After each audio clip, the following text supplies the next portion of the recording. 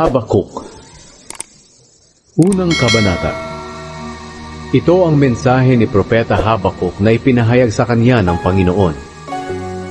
Ang unang hinaing ni Habakuk. Sinabi ni Habakuk, Panginoon, hanggang kailan po ako hihingi ng tulong sa inyo bago niyo ako dinggin?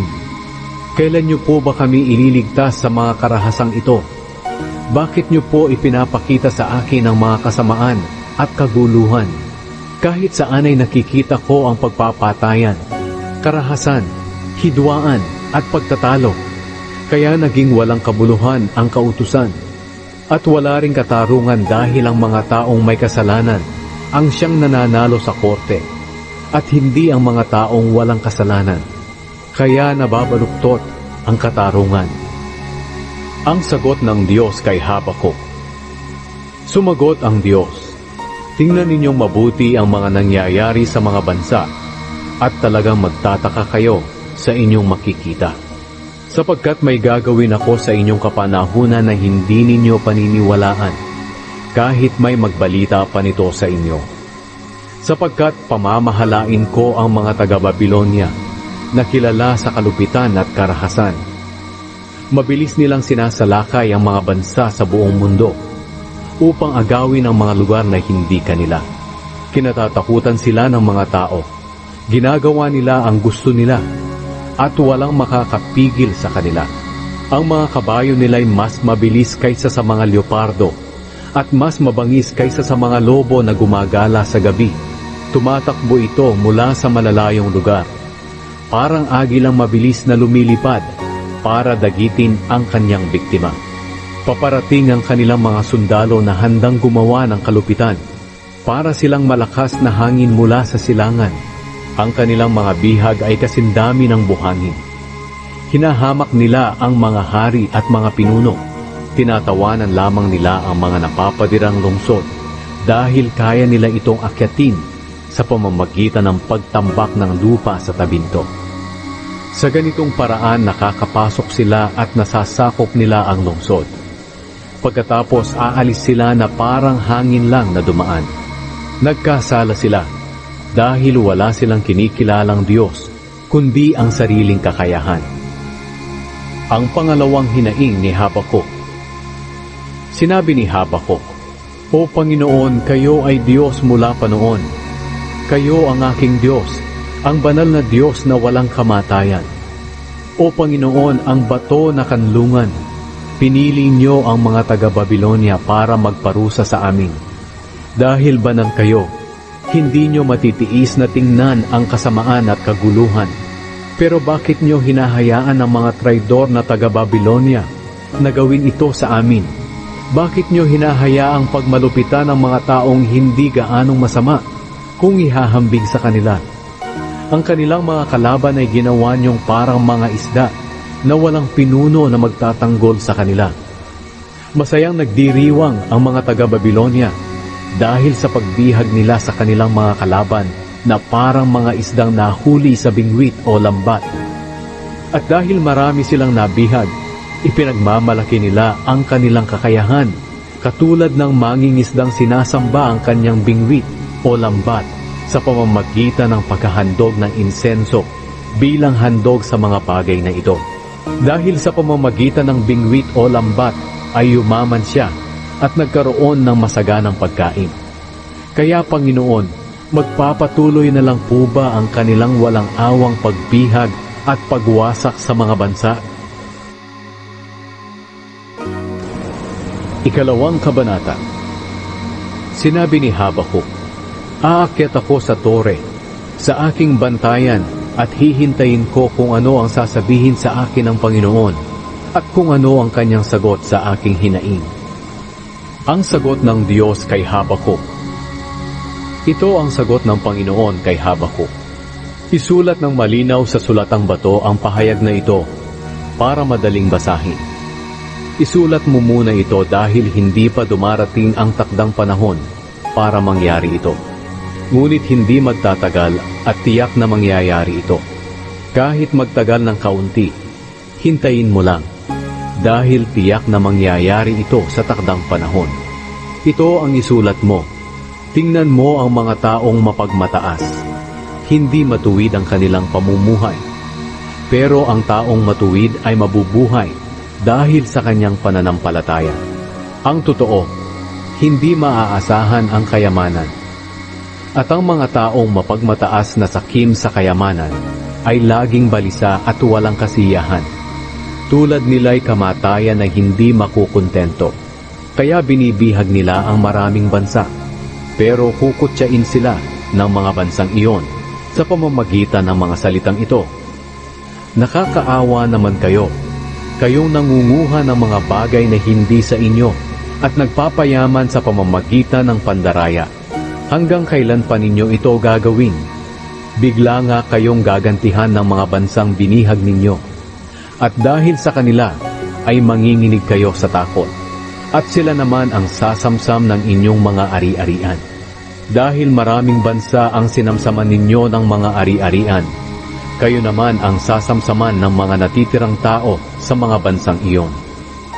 Mangyayari ito sa inyo dahil sa inyong pagpatay ng mga tao at pamiminsala sa kanilang mga lupain at mga bayan. Nakakaawa kayo. Kayong nagpapatayo ng mga bahay sa pamamagitan ng perang nakuha ninyo sa masamang paraan. Pinatitibay ninyo ang inyong mga bahay upang makaligtas kayo kapag dumating ang kapahamakan. Dahil sa pagpatay ninyo ng maraming tao, kayo rin ay papatayin at wawasakin ang inyong mga bahay. Ang mga bato ng pader at ang mga biga ng bahay ay parang tao na hihingi ng tulong dahil mawawasak na ang buong bahay. Nakakaawa kayo kayong nagpapatayo ng lungsod sa pamamagitan ng kalupitan. Handa kayong pumatay, maitayo lamang ito. Pero ang mga ipinatayo ninyo sa mga tao na binihag ninyo ay susunugin lang, kaya mawawalan ng kabuluhan ang inyong pinagpaguran.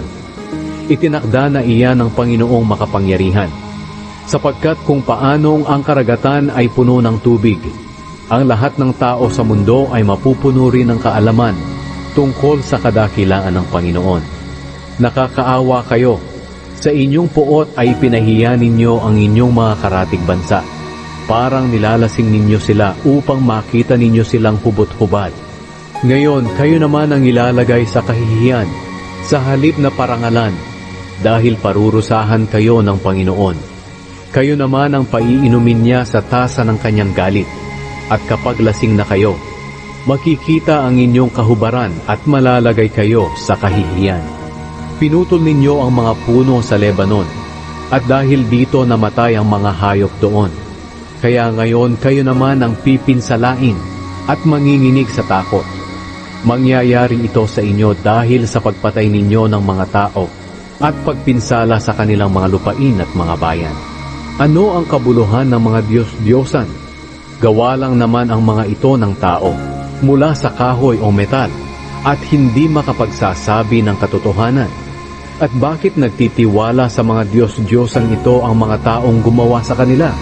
Ni hindi nga makapagsalita ang mga ito. Nakakaawa kayong nagsasabi sa ribultong kahoy o bato, "Gumising ka at tulungan kami." Ni hindi nga iyan makapagtuturo sa inyo. At kahit pabalot iyan ng ginto at pilak, wala namang buhay. Pero ang Panginoon ay nasa kanyang banal na templo. Kaya ang buong mundo ay manahimik sa kanyang presensya.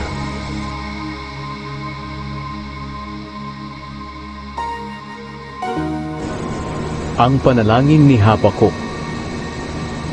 Ikatlong kabanata. Ito ang panalangin ni Propeta Habakuk. Panginoon, narinig ko po ang tungkol sa inyong mga ginawa, at ako ay lubos na humanga sa inyo. Gawin niyong muli sa aming panahon ang ginawa niyo noon, at sa araw na ipadaman niyo ang inyong galit. Maawa kayo sa amin. Ikaw ang banal na Diyos na darating mula sa Teman at sa bundok ng Paran. At ang inyong kadakilaan ay makikita sa kalangitan. At dahil dito pupurihin kayo ng mga tao sa mundo. Darating kayong kasing liwanag ng araw.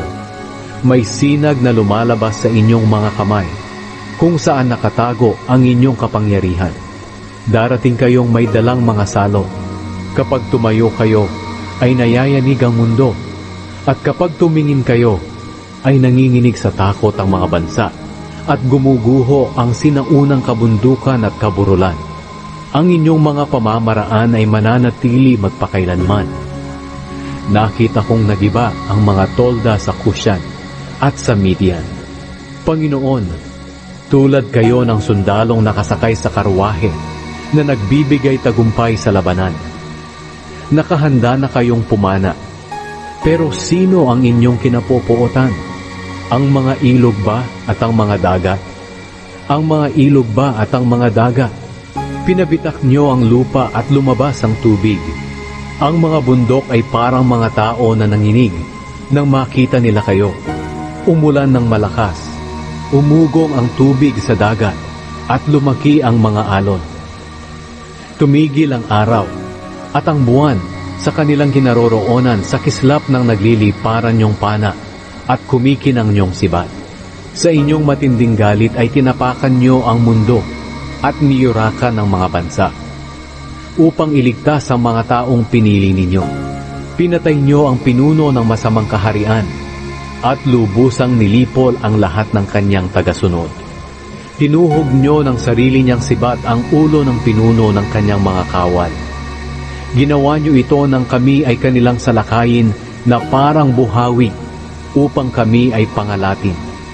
Sapagkat kagalakan nila na lipulin kaming mga kawawang nagtatago dahil sa takot. Para kayong sundalo na nakasakay sa kabayong nagtatatakbo sa karagatan hanggang sa lumaki ang mga alon. Sinabi ni Habakuk, nang marinig ko ang lahat ng ito, nanginig ang aking buong katawan at nangatal ang aking mga labi dahil sa takot. Nanghina ako at nangatog ang aking mga tuhod. At dahil sa ipinahayag na ito ng Panginoon, matiyag akong hihintayin ang takdang panahon ng pagpaparusa niya sa mga sumalakay sa amin. Kahit hindi mamunga ang mga puno ng igos, ubas o ang kahoy ng olibo, at kahit walang anihin sa mga bukirin, at kahit mamatay ang mga alagang hayop sa kanilang mga kulungan, magagalak pa rin ako dahil ang Panginoong Diyos ang nagliligtas sa akin. Siya ang nagbibigay sa akin ng kalakasan. Pinalalakas niya ang aking mga paa na tulad ng mga paa ng usa upang makaakyat ako sa matataas na lugar.